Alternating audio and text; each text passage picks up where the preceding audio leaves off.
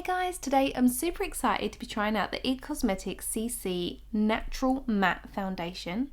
I always see lots of people rave about this product, so I'm super excited to try it for myself. As an oily combination girl, hopefully this is going to be something I really enjoy. So here it is. This is the Natural Matte Foundation with an SPF of 40. The original IT Cosmetics CC creams are known for covering redness. We know that they give you fantastic coverage. Now this is full coverage and it is supposed to be sweat proof and humidity proof, and I'm going to take it to the gym with me and see how I get on. I'm not particularly a fan of matte foundations, not traditional ones anyway, because they tend to be too mattifying. And that tends to be an issue that a lot of people with oily skin face, is that they often come out a little bit chalky and a little bit heavy on the skin. Now this says natural matte, so I'm hoping it's still going to give a little bit of hydration to the skin. It does claim to, so we will see how we get on.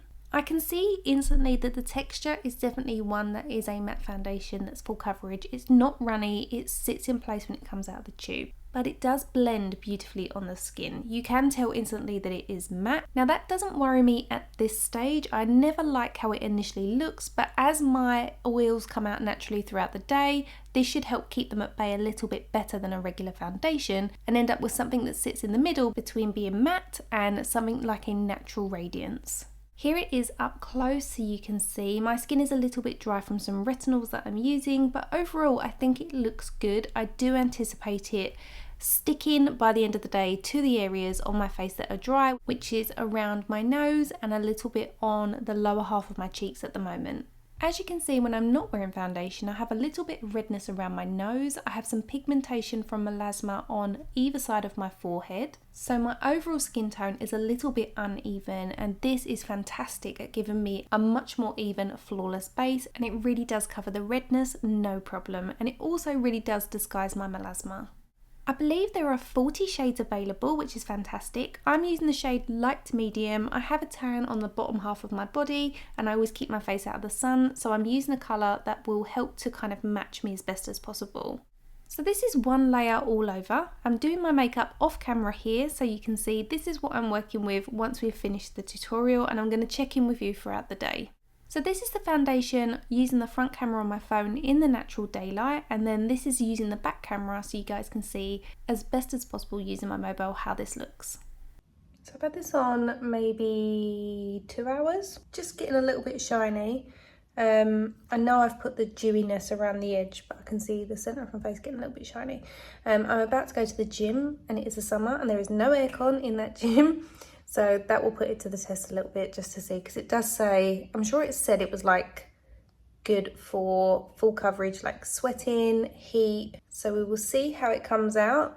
I'm sure it is going to shift a little bit because I didn't use any primers or anything. So what I hate about full coverage makeup is it always enhances the fine lines around the eyes. You can see it sitting on the skin. It ages the skin. I mean, I know it makes your face look more flawless, but you can see the pores, especially with matte foundations. I think it just enhances everything. So although like from a distance and like passing and chatting to people will think, oh, you look lovely and flawless, but I actually think it makes you feel more self-conscious.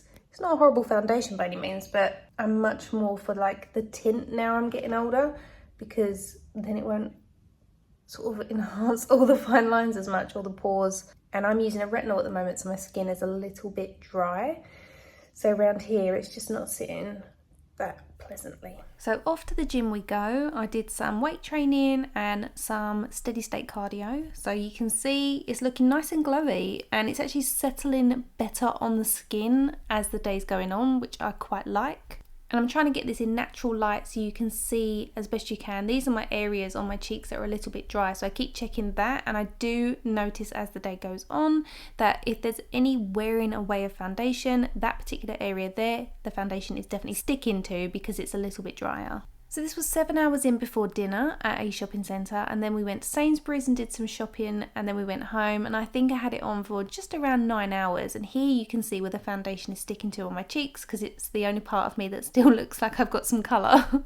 Overall, I'd say I was really impressed. I can see there's some redness around my nose peering through, and a little bit has worn away from where my pigmentation is, and it's stuck a little bit to the dry areas, but we have worn it all day. If I had to recommend a mattifying foundation, I think this is a really good option. I don't know if I'm still converted to want to wear mattes again. I think I would still rather continually powder my face throughout the day so that I don't look mattified or heavy. But if I needed something with some more security and for it to last all day and to photo beautifully, then I think this is a really good option for those of you that are oily. I also think there was a sweet spot to this foundation that as my natural oil started to come through when I was at the gym and I was looking a bit glowy, I thought that looked so nice and it lasted like that for a good few hours. I'd love to know what you guys thought of this review and if it's something that you would like to try, or if you've already tried it. I'd love to know how you got on with it in the comment section below. I'll also link the foundation below for you.